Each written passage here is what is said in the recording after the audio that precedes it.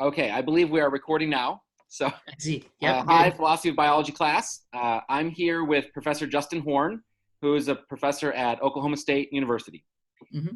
And Justin, we read your paper, An Epistemological Challenge, or let's see, what exactly is it called? It's called Evolution and the Epistemological Challenge to Moral Realism. Yes. So I hope that we would just talk about that paper for a while, and then maybe some surrounding issues and see where that leads us. That sounds great. Yeah. Okay. Maybe you could start by just saying this is a challenge to moral realism. So what exactly is moral realism? What do you mean by that? Yeah, okay, good question. So this paper is in this Cambridge handbook, so it's kind of condensed. So it's nice to be able to flesh out some things. So I think of moral realism as having sort of three defining commitments. The first one, and this is going to get us outside of Phil bio and into some meta ethics, but that's the most fun part of philosophy. So happy to share it. Okay, so the first commitment is the idea that moral judgments are beliefs. And the contrast there is, on some views, moral judgments are these non-cognitive attitudes, like attitudes of sort of approval or disapproval. They're not the kinds of things on those views that can be true or false. They're just sort of like, when you say yay or when you say boo, you're kind of expressing a non-cognitive attitude. Moral realists think moral judgments are beliefs. They're the kinds of things that can be true and false. The second thing they think is that some moral beliefs are actually true. So not all philosophers accept that. Some philosophers think moral judgments are beliefs, but as it happens, they're all untrue because there's nothing in reality that sort of answers to our moral concepts. So this is the error theory of ethics. I think the best analogy to sort of explain that is to compare it to atheism, not because error theorists have to be atheists or vice versa, but atheists typically think that if someone says something about God, they're trying to say something true, but the atheist says there's no God for the claims like God is good or God is powerful to be true of, so they're all untrue. The error theorist thinks if I say killing is wrong, I'm trying to say something about killing, but there's really no such thing as wrongness, and so I always fail to say something true. Okay, so the realist thinks our moral judgments are beliefs, some of those beliefs are true. And then the remaining question is, what makes them true? And if I were a subjectivist, I might say, well, what makes a moral claim true is basically just if I agree with it. So it's true for me that killing is wrong because I think killing is wrong. That's a simple subjectivist view. The realist says, no, what makes moral claims true is not that I agree with them or that you agree with them or that our society agrees with them or even that idealized contractors would agree to them. What makes moral claims true is moral reality. They just are true. And most moral realists think what makes moral claims true is not even that God thinks they're true. They're just true. Now, this is a tricky thing to sort of unpack, but one analogy that's helpful might be mathematics. So if I say 3 times 7 is 21. Now, what makes that claim true? It seems like that's a true claim. Is it true because I think it's true? Is it true because we've collectively decided to pretend that it's true? Maybe, but it actually seems pretty plausible just to say, well, it's true because, if you have 3 sevens and you put them together, you get 21. So what makes that claim true? Maybe it's mathematical reality. Now, I think understanding what that amounts to requires some philosophy, but maybe we can say a similar thing in the case of morality. What makes it true that torturing somebody is wrong? A moral realist would say it's not that I disapprove of it or that I think it's wrong or that our society thinks it's wrong. It's just wrong. Now, again, spelling that out and unpacking it is a little bit more tricky, but that's what the moral realist thinks. Okay, so your paper is trying to challenge realism. Yes. And the way you do that is you say that, well, realism would lead to skepticism. And so by skepticism, you mean something like, well, none of our judgments would be justified or we would never know that they're true or anything like that. So I don't remember if you used this phrase in the paper, but I take it this is a version of the evolutionary debunking argument.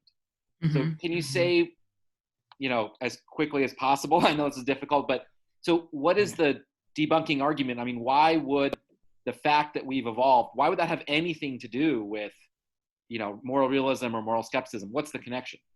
Yeah, good. So I think I'll try to keep it brief. Here's the idea. If moral realism is right, then what we're doing when we make moral judgments is we're trying to accurately represent moral reality. Now, can we do that? Are we able to do that? Well, it seems like we have to ask, where do our moral judgments actually come from? And the hypothesis that I'm sort of assuming for the sake of argument in this paper is that to a significant degree, our moral judgments, we hold the moral judgments we do because natural selection has, so to speak, pushed us in the direction of holding those judgments. So I hold the moral view that I owe more to my children than to your children. Why do I think that? Well, plausibly, there was some selective pressure in favor of organisms feeling more obligated, as it were, to care for their own children than to others' children. You could explain that through, kin selection. But then you might say this, well, if when I'm making moral judgments, I'm trying to get at this objective moral reality, but my belief that I owe more to my children than to your children wasn't really shaped by objective moral reality so much as it was the product of these blind evolutionary forces, then I might think, well, why think that that belief actually corresponds to or accurately represents objective moral reality? And, in these contexts where we talk about skepticism, a lot of people, when we think about skepticism, we think about Descartes. Descartes, this early modern philosopher, had this famous thought experiment of an evil demon. Suppose that an evil demon is actually giving me all of my perceptions right now. If I were to find out that all of my perceptions of my laptop, of the room I'm sitting in, weren't caused by the things around me, but were implanted in me by an evil demon, then that would probably incline me to skepticism. I would say, well, I don't even know that I'm really sitting here, that this is a laptop here. This is all just something I'm being brainwashed to think by this evil demon. And so I think the worry is if our moral judgments aren't being caused by moral reality, but are in fact, to a significant degree, just the result of these blind evolutionary forces, why think that they actually correspond to moral reality at all? I think that's the central worry. Okay. I think maybe it'd be useful to think of this in sort of two separate parts. So there's one part is, to what degree natural selection has actually influenced our various beliefs and which beliefs. Yeah. And then a second question is, well, okay, fine, assume that, so what? And on your paper, I think you mostly just focus on the second one, the so what question. So I guess we'll talk about that one first, but I definitely want to come back to that first one. Sure. And see if that's actually right. So, yeah. Okay, so now the so what thing. So let's just imagine that it is true that many of our moral beliefs, like that I owe more to my kids than yours, and I should keep my promises and not kill people or whatever, those are somehow influenced by natural selection. Okay, so you sort of split it up into these two different ways of going. One is there's this kind of direct hypothesis that somehow being moral is just itself adaptive or is selected for. And so you sort of think, look, that's hopeless. That's never going to work. Why not? What if I say, look, being moral is good for me in the long run? Maybe initially it doesn't always seem like it. If I return money to the police station that I find on the street, instead of just taking it, that seems bad for me. But in the long run, being moral is actually good. Why can't I just be selected for being moral? What's wrong with that? Yeah, so I think, right, in the paper I distinguish between sort of direct tracking and indirect tracking, as you said. And I think the key to that distinction is, suppose it is good for me in the long run to be moral. Why is it good for me to have and to act on true moral beliefs? Is it good for me because those beliefs are true? Or is it good for me simply because acting in those ways is conducive to my flourishing, completely regardless of whether the beliefs actually are true, correspond to moral reality, right? So I think, the example I give in the paper is, suppose there's a predator in front of me, and I believe there's a predator in front of me. That belief is going to serve me well. Why would it serve me well? Well, in that case, it seems like it would serve me well precisely because it's true, right? Knowing that there's a predator there is what's going to enable me to avoid it. Now, suppose that I think I owe more to my kids than to your kids. That's going to help me pass on my genes, I take it, because I'm going to help my kids and they'll grow up and have kids of their own and so on. Now, suppose it's also true that I owe more to my kids than to your kids. Does the truth of that belief have any bearing on the adaptiveness of it? And my claim in the paper, and what I actually think, is not really. I mean, if it turned out shockingly that moral reality was different than we thought it was, and I mean, maybe this wouldn't even be so shocking. Maybe I don't owe more my kids than your kids. Maybe everybody's worth the same, and I should be impartial. Well, nonetheless, it would still be adaptive for me to, pay more attention to my kids than to yours. And so it seems like the adaptiveness of our moral beliefs really doesn't have any strong relationship to whether they're true. Whether they're true seems irrelevant to the question of whether they're adaptive, in a way that seems different from, say, beliefs about predators or prey. Right. So this is, I guess, why it's called tracking. So the idea is that you're not really tracking moral reality. What your beliefs are tracking is what's actually adaptive, namely survival and reproduction. Now, what if I say, well, it just so happens that the things that in fact are moral help with survival and reproduction? Is that then going to fall under an indirect tracking account? Yeah, so I would classify that as a kind of indirect tracking. So what I'm really, directly tracking are certain natural facts related to survival and reproduction. And then someone might say, well, those are really correlated with the moral truth. So in this indirect way, I'm tracking the moral truth by picking up on those other things. Okay. So what's wrong with indirect tracking then? Is it that it's just not really true that, being moral is actually good for me, or I should not say good for me, but will enhance my survival and reproduction? What's wrong with indirect tracking? So on the one hand, I don't want to say there's necessarily anything wrong with indirect tracking. I don't want to say that I can rule out that indirect tracking is in fact what's going on. I think the trouble is, how do we establish any kind of indirect tracking account? I mean, suppose we've ruled out the direct tracking account, and suppose we're taking the evolutionary hypothesis for granted for the sake of argument. So why do I have a lot of the moral beliefs I do? Because evolution sort of pushed me towards having them. And how did that work? Was it adaptive to glean on to these moral truths? No, it was just adaptive to hold certain moral views rather than others, regardless of whether they're true. So now that kind of leaves two possibilities. Either moral reality and the adaptive moral beliefs are pretty close, like they're not too far apart. Yeah. Or maybe they're way, way, way far apart from each other. Maybe they pull in totally different directions. And then the worry is, how could I ever tell which of those two scenarios obtains? Yeah. How could I ever get evidence for an indirect tracking view over what I call the distortion hypothesis, where evolutionary pressures have just pushed us away from these objective moral truths so that we're sort of hopeless at discovering them?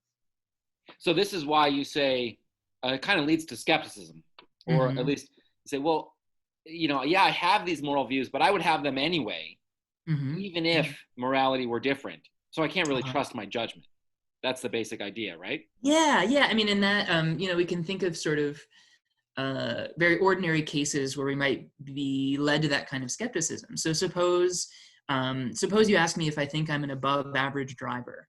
And I say, yes, I think I'm an above average driver. And you say, why do you believe that? And I say, well, I've observed my own driving and I'm confident that I'm above average driver.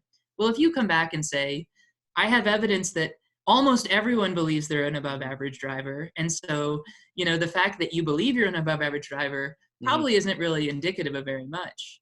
Right. I think if I'm being honest, that should sort of make me more skeptical. I should say, oh, well, you know what? I would believe I was an above average driver, whether I was or wasn't, because that's just kind of what we all tend to think. Right. So now I'm going to sort of pull back and be more skeptical, and at the very least look for some independent confirmation. Well, it's interesting you use that example. I was going to mention something almost exactly like that as an argument against you, but good. We'll see. We'll get to that in a moment. So let's start with, why not just bite the bullet? What if I say, look, you just gave an argument for moral skepticism, or at least, even if it's not a complete skepticism, it's in many cases, certainly the ones where morality really is tightly tied to the evolutionary adaptiveness. So, you think you should take care of your kids. Well, look, you're going to think that anyway. So maybe we should be skeptical of that. why not just say, look, that's where the argument leads? Yeah, so I think that's good. So I think this is where maybe we have to go to that other question of how exactly has evolution likely shaped our moral beliefs? Because I think we can draw a kind of crude distinction. Either evolution shaped our moral beliefs in this very piecemeal kind of way, or in this very like fundamental and systematic kind of way. So I can imagine maybe the influence was piecemeal. So that's a good example. Let's stick with the kids example, right? I can totally understand why evolution would incline me to have a bias towards my own children. Maybe once I recognize that particular evolutionarily influenced bias, I should just be skeptical about that particular belief. And we might say similar things about, not to get into gross cases, but Jonathan Haidt has done some interesting work on people's moral intuitions about like consensual incest. Nearly everybody has a very strong aversion to, consensual incest among adults, but we have a bit of a hard time philosophically justifying it. But it turns out there's very good evolutionary reasons why we might have that aversion. So in any case, you might say, okay, maybe that's just a sort of evolutionary bias too, of a piecemeal variety. On the other hand, I actually think the most plausible model in my mind of how evolution has influenced our moral judgments is on a much deeper and more fundamental level. So Jonathan Haidt has also done this other work on what he calls moral foundations theory. And his view, he's a moral psychologist, he basically thinks evolution has instilled us with these basic moral foundations, these basic sort of things that we hold to have moral relevance. And they're things like harm, fairness, loyalty to one's group, purity, and so on. And if that's the level at which evolution has shaped our moral beliefs, it's much, much harder to see how we could ever get outside of that kind of influence. I mean, if the question is, why do I even think harm is bad? And the answer is, well, because evolution programmed me to think harm was bad, more or less. That moral belief is so tied up with almost all of my other moral beliefs, I don't see any way I can kind of step outside of it. And if we consider, all the sort of logically possible moral views, including views according to which harm isn't bad, I think, well, either evolution sort of luckily pushed us towards the true ones, that harm really is bad and fairness really is good, and maybe we just got lucky, or maybe it just sort of led us astray. If as a conceptual matter, moral reality could be anything, and evolution's pushed us into this one little corner of logical space, how do we know that we're getting it right? Yeah. Well, I have something to say, but what if I just responded with, well, then I guess maybe we're completely wrong and we got nothing about moral reality. You say the fact that harm is bad is related to all of my moral beliefs, and I say, okay, fine, then I guess I can't trust any of them. Why shouldn't I say that? In your paper, you say something like the conjunction of moral realism and moral skepticism is so bad that it's a reason to pitch realism. Let's just start with, why not just accept skepticism? What's wrong with that? Yeah. I mean, I guess here's what I would say. I mean, if you're a moral realist and you go in for moral skepticism, it implies that, pretty much all of our sort of moral discourse is in horribly bad shape. We're always going around making these moral claims, but we never actually have any idea whether they're right.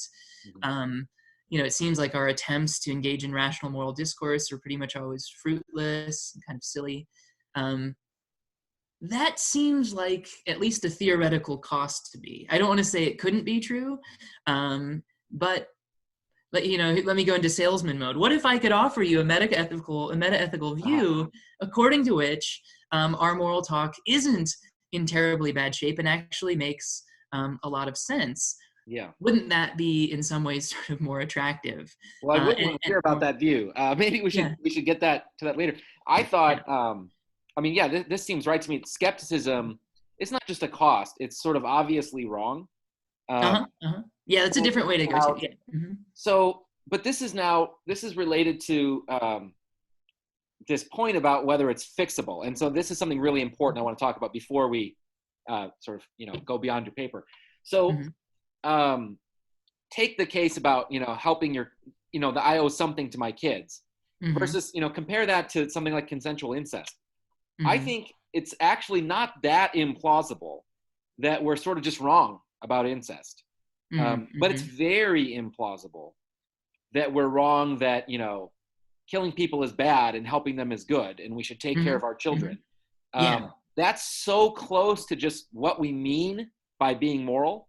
Mm-hmm. Mm-hmm. So now this sort of leaves us with this puzzle of, well, how, is there a way to fix this? So Mm-hmm. I guess, what if I try to make some analogies and I say things like, so take your above average driver case. Mm-hmm. There are lots of situations where we know that people are bad at making certain kinds of judgments, or they're Mm-hmm. biased in certain ways. So they're bad when being presented probabilistic data. We're better if you see Mm-hmm. straight frequencies. Our perceptions, you mentioned perception early on, you see a predator. Mm-hmm. Actually, there's lots of our basic perceptions that are, at least from what we take 21st century science to be, actually very wrong. Okay. Yeah. We don't really understand what a solid is. We don't see atoms. We don't see all these things. Right. Our initial perceptions are pretty closely tied to evolution. They're biased in a certain way. They're distorted, but we can fix that. We do some science. We think about it. It's true. We probably need something to latch onto, and maybe this is your way around this. But as a first pass, I would say something like, we have to have a basic understanding of what morality is. Really simple. Maybe well, I don't even want to say what it might be. But the point is that we have some conception, and then we recognize that selection might bias us in particular ways, and we try to fix our bias. We just like we do in science, we try to get whatever independent observations, or we try to understand our bias and factor that out. And so you think that's just impossible in the moral case? It's hopeless to think, once I understand why some of my judgments might be biased, I can try to correct for that. And that's why ethics is hard. Another paper we read by Elliot Sober is called Prospects for an Evolutionary Ethics. And he has this passage there. I don't know if you know that paper, but it's been a while, but I've read it. Yeah, he says something like, the reason that ethics is really hard is that it's filled with self-deception, and it's hard to get evidence about these things, but that doesn't mean it's impossible. And it's just that, we're going to take a long time, and that's why, we have moral progress and we're getting better, and I think we genuinely are getting better. Why not think that can continue? So I'll sort of leave it at that and say, you think that's hopeless, or is it, I guess I just want to reiterate that if I do say it's hopeless, I'm only saying it's hopeless on the assumption that moral realism is true, right? So it turns out there are other like metaethical views that might allow me to say that there are moral truths, and we know some of them. It's just that what makes our moral judgments true isn't correspondence to this objective moral reality, right? So, but if we're still saying, okay, we're assuming moral realism, is it hopeless to try to correct these evolutionary biases? My suspicion is that it is kind of hopeless, and I guess the reason for that is I'd have to say, well, what's it going to look like? And there's a couple different possibilities, right? So some meta-ethicists or ethicists say, well, we need to use some kind of faculty of moral intuition, right? So I raised that possibility in the paper, but I think, first of all, that faculty is a little bit suspicious in the first place, and second of all, even if we have it, can we reliably distinguish our sort of appropriate use of our faculty of moral intuition from, the deliverances of natural selection, right? Can we reliably tell when we have a moral belief because we have a pure moral intuition versus, an evolutionary bias? So that's one worry. I think the more prominent sort of model of how we should engage in moral reasoning these days is that we should use this process of reflective equilibrium. So the basic idea is, we have moral judgments about particular cases, we have moral judgments about moral theories, we have moral judgments about principles, and we can sort of revise our moral judgments about cases in light of our principles we accept and vice versa, and it can go all around. So maybe that could be used to correct for evolutionary biases. Going back to what I said a minute ago, I guess I would say, it could, if the kind of influence that evolution had given us in this area was piecemeal, right? that kind of coherentist, reflective equilibrium reasoning, I think could weed out biases like biases towards my own kids or biases against consensual incest, if those are biases. But I'm not sure that it could weed out, the evolutionary influence of like our concern for fairness, right? So there's several different strands of evidence that our concern for fairness has sort of evolutionary roots. We see it in other primates. It emerges very, very early on, even among like infants and toddlers. So it doesn't seem to be wholly learned. So if that's a way that evolution has shaped our moral instincts, I'm not sure how we could remove that if it turns out to not line up with moral reality. Okay. Yeah, that makes a lot of sense. I think maybe now is a good time to sort of come back. So in the paper, I think you just sort of leave it as, well, maybe this is an argument against moral realism. But now what else could there be? I'm this naive student and you tell me there's moral truths. And then you're like, oh no, there can't be. I'm like, what else are you talking about? So what other option is there? How could we here's another obvious option. We just collapse into, error theory or whatever and just say, oh, look, there just are no moral truths or skepticism or whatever. So what else is there? So there's a lot of options. I think maybe a way into it for the student would be to just give an analogy here, right? So, you might think this example is a bit biased, but suppose someone were a realist about like taste, about whether a certain food is tasty. Well, I actually think an evolutionary debunking argument against realism about tastiness would be very effective. So you come along and you say, foods are not tasty because you say so, or I say so, or any human being says so. There are objective facts about which foods are tasty. I might say, gosh, how could we ever know that a food was objectively tasty? I mean, all I have access to are my taste judgments and your taste judgments. Those are, among other things, deeply shaped by evolution and upbringing and so on.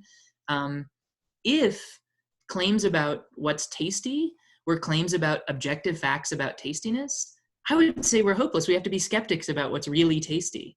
But that doesn't mean that I have to turn around and say nothing is tasty, right? Because I don't think that's the way taste judgments work. They're not attempts to glean what's really objectively tasty. There's something else entirely.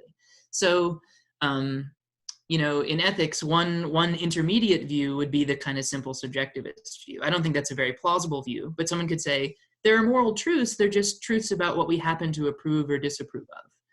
I think a more promising line would be a kind of constructivist view. So there's a long tradition in ethics of sort of the social contract theory, where moral truths are just truths about what kinds of rules it would be reasonable for us to agree to if we're kind of coming together as equals to work out ways to, live in social harmony, something like that. So on this kind of constructivist view, what makes a moral claim true wouldn't be corresponding to some objective moral reality, but it would rather be, is this moral claim the kind of thing that a community of equals could accept if they were being rational and had a certain task of fixing the basic rules of their society? And I think that would be a position that would give us moral truths of a sort, but not of this, robustly objective sort that the realist believes in. So is that going to be immune to a debunking argument? If I say, I'm going to stop and think hard about what a community could accept. And then I think, well, a community is never going to treat everybody equally. They're always going to treat their own kids preferentially. And they're never going to accept incest. They're always going to hate incest. I mean, isn't that still poisoned by the same, evolutionary forces? So I'm not sure that it is because, it depends on how you set up the constructivist theory. But if the theory is moral truths are truths about what a community of beings like us would accept if we were being rational and agreeing on rules to live by, it's sort of baked into the beings like us that we're the kinds of beings that do care about things like harm and things like fairness and so on. So those then aren't seen as distorting influences. They're just sort of taken as the starting point.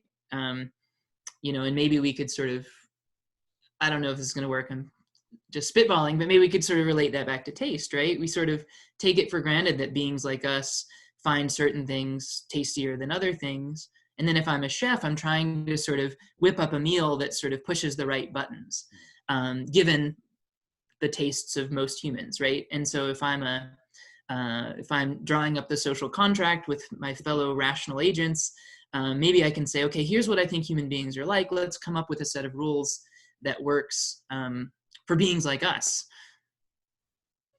Okay.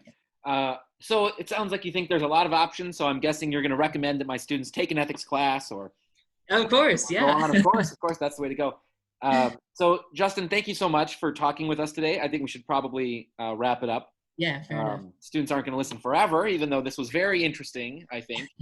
So, okay, so I'm going to end recording. Well, I had fun. Thank you for having me. Good luck, Phil Bio students. Okay, thanks, Justin.